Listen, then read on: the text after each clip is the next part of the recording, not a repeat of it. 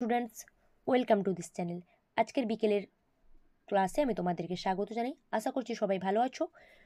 তো আজকের এই জিকে ক্লাসটিতে আমি যেভাবে রোজ তোমাদের সাথে বিভিন্ন প্রশ্নোত্তর আলোচনা করি, সে একইভাবে বিভিন্ন সম্ভাব্য প্রশ্নোত্তর আলোচনা করব। তার জন্য যারা চ্যানেলে নতুন, অবশ্যই চ্যানেলটিকে সাবস্ক্রাইব করো। চলো, প্রথম প্রশ্ন। গজবেতকর উপাধি কে ধারণ করেন? অপশন দেখো কি কি রয়েছে। সঠিক উত্তর হবে অপশন সি, দ্বিতীয় দেবরায়, যিনি সঙ্গম রাজবংশের একজন শ্রেষ্ঠ শাসক ছিলেন, বা সঙ্গম রাজবংশের বিশিষ্ট শাসক হিসেবে ওনাকে গণ্য করা হয়। দ্বিতীয় দেবরায়, যিনি গজবেতকর উপাধি ধারণ করেছিলেন, ঠিক আছে, বা যিনি গজবেতকর নামেও পরিচিত। তাহলে অপশন সি হচ্ছে রাইট আনসার, দ্বিতীয় দেবরায়।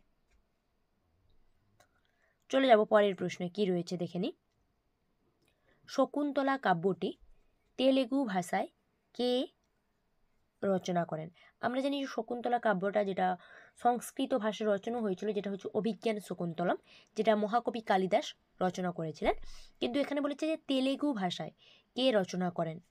উত্তর হবে অপশন ডি, বীরভদ্র। বীরভদ্র, যিনি শকুন্তলা কাব্যটিকে তেলেগু ভাষায় রচনা করেছিলেন। ঠিক আছে, অপশন ডি হচ্ছে কারেক্ট আনসার, বীরভদ্র। নেক্সট, সম্প্রতি প্রয়াত KKN দাড়িওয়ালা কে ছিলেন? যিনি রিসেন্টলি মারা গিয়েছেন, KKN দাড়িওয়ালা, উনি কে ছিলেন বা কিসের সঙ্গে ওনার সম্পর্ক ছিল, বা কিসের জন্য উনি বিখ্যাত ছিলেন? যাই থাকুক, একই প্রশ্ন। উত্তর কি হবে? উত্তর হবে অপশন এ, কবি। KKN দাড়িওয়ালা, যিনি একজন বিখ্যাত কবি ছিলেন, কবি হিসেবে উনি সুপরিচিতি লাভ করেছিলেন, যিনি সম্প্রতি মারা গেছেন। নেক্সট প্রশ্ন, দ্য ফ্রি ভয়েস বইটির রচয়িতা কে?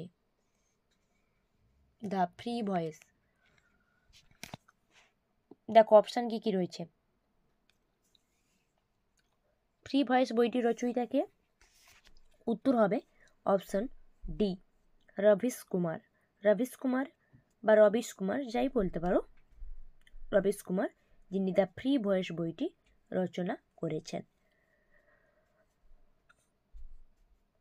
পরের প্রশ্ন,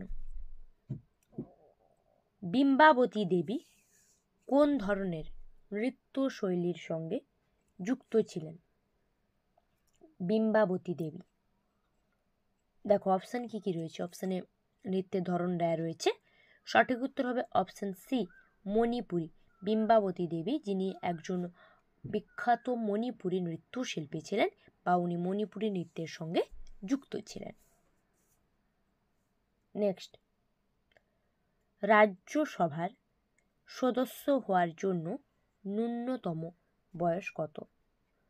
মানে কত ন্যূনতম, কত বয়স হলে, মিনিমাম বয়স কত হলে একজন রাজ্যসভার সদস্য হিসেবে নির্বাচিত হতে পারবে বা নির্বাচিত হওয়া যাবে? উত্তর কি হবে? উত্তর হবে অপশন সি, 30 ইয়ার্স, মানে 30 বছর। 30 বছর বয়স হলে তবেই রাজ্যসভার সদস্য হিসেবে একজন নির্বাচিত হতে পারবেন। নেক্সট প্রশ্ন, সংবিধানের কোন ধারাকে ডক্টর BR আম্বেদকর হৃদয় ও আত্মা বলেছেন? সংবিধানের কত নম্বর ধারাকে? উত্তর হবে অপশন বি, 32, মানে 32 নম্বর ধারা। সংবিধানের 32 নম্বর ধারাকে ডক্টর BR আম্বেদকর উনি হৃদয় ও আত্মা বলেছেন। পরের প্রশ্ন, ট্রাফিক সিগন্যালে লাল আলো ব্যবহার করা হয় কেন? ট্রাফিক সিগন্যালে লাল আলো কেন ব্যবহার করা হয়? দেখো অপশন কি কি রয়েছে। সঠিক উত্তর হবে অপশন এ, লাল আলোর তরঙ্গ দৈর্ঘ্য সর্বাধিক, মানে সব থেকে বেশি তরঙ্গ দৈর্ঘ্য যুক্ত লাল আলো, তাই লাল আলো ট্রাফিক সিগন্যালে ব্যবহার করা হয়। নেক্সট, বাংলা ভাষায় প্রকাশিত প্রথম সংবাদপত্র কোনটি, বা প্রথম সংবাদপত্রের নাম কি, যেটা বাংলা ভাষায় প্রকাশিত প্রথম সংবাদপত্র? অপশন দেখো কি কি রয়েছে। উত্তর কি হবে? উত্তর হবে অপশন এ, সংবাদ প্রভাকর। সংবাদ প্রভাকর, যেটা হচ্ছে তোমার বাংলা ভাষায় প্রকাশিত একদম প্রথম সংবাদপত্র। ঠিক আছে, পরের প্রশ্ন। প্রার্থনা সমাজের প্রতিষ্ঠাতা কে ছিলেন? যিনি প্রার্থনা সমাজ প্রতিষ্ঠা করেছিলেন। দেখো অপশন কি কি রয়েছে, এটা খুব ইজি কোশ্চেন। ঠিক আছে, উত্তর হবে তোমার অপশন ডি, আত্মারাম পাণ্ডুরঙ্গ, যিনি প্রার্থনা সমাজ প্রতিষ্ঠা করেছিলেন বা প্রার্থনা সমাজ প্রতিষ্ঠার জন্য ওনাকেই মূল ব্যক্তি হিসেবে দাবি করা হয়। নেক্সট, ভাগীরথী ও অলকানন্দার মিলনস্থলকে কি বলা হয়? যেখানে ভাগীরথী এবং অলকানন্দ এসে মিলিত হয়েছে, ভাগীরথী ও অলকানন্দা এসে মিলিত হয়েছে, সেই মিলনস্থলকে কি বলা হয়? উত্তর হবে অপশন এ, দেবপ্রয়াগ। ভাগীরথী ও অলকানন্দার মিলনস্থলকে বলা হয় দেবপ্রয়াগ। নেক্সট, ভূমধ্য সাগর ও লোহিত সাগরকে সংযুক্ত করেছে কোনটি? যেটিকে ভূমধ্য সাগর ও লোহিত সাগরের মধ্যবর্তী, প্রশ্ন থাকতে পারে যে মধ্যবর্তী, সঠিক উত্তর কী হবে? সুয়েজ খাল। ঠিক আছে, তাহলে তোমার ভূমধ্য সাগরের লোহিত সাগরের মধ্যবর্তী সীমানা বা মধ্যবর্তী যেটাকে দুটো সেপারেট করে রেখেছে সেটা হচ্ছে তোমার সুয়েজ খাল হবে আনসার। আচ্ছা, পরের প্রশ্ন। সূর্যের মধ্যে সর্বাধিক পরিমাণে সূর্যের মধ্যে কোনটি রয়েছে? অপশান যেগুলো দিয়েছে তার মধ্যে সূর্যের মধ্যে সর্বাধিক পরিমাণ, সব থেকে বেশি পরিমাণে কি রয়েছে? উত্তর হবে অপশান বি, হাইড্রোজেন।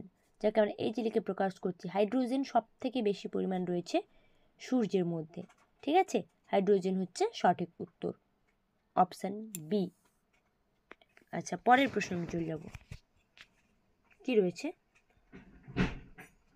কোন নিষ্ক্রিয় গ্যাস বায়ুমণ্ডলে পাওয়া যায় না?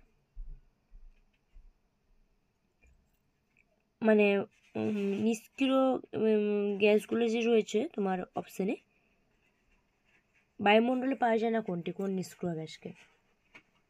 অপশান দেখো কী রয়েছে। উত্তর হচ্ছে অপশান ডি, রেডন। ঠিক আছে, রেডন, এই রেডন গ্যাস যেটা হচ্ছে তোমার বায়ুমণ্ডলে পাওয়া যায় না, বাকি জেনন, আর্গন, হিলিয়াম এগুলো বায়ুমণ্ডলে পাওয়া যায়। তাহলে রেডন যেটা হচ্ছে বায়ুমণ্ডলে পাওয়া যায় না। আজকে যে প্রশ্নগুলো আলোচনা করলাম, উত্তর নিয়ে কোনো কনফিউশন থাকলে বা ভিডিওর সম্পর্কে কোনো বক্তব্য কিছু থাকলে তোমরা অবশ্যই আমাকে কমেন্ট করে জানিও। ভয়েস সংক্রান্ত প্রবলেম বলো, যাই বলো, কমেন্ট করে আমাকে অবশ্যই তোমরা জানিও।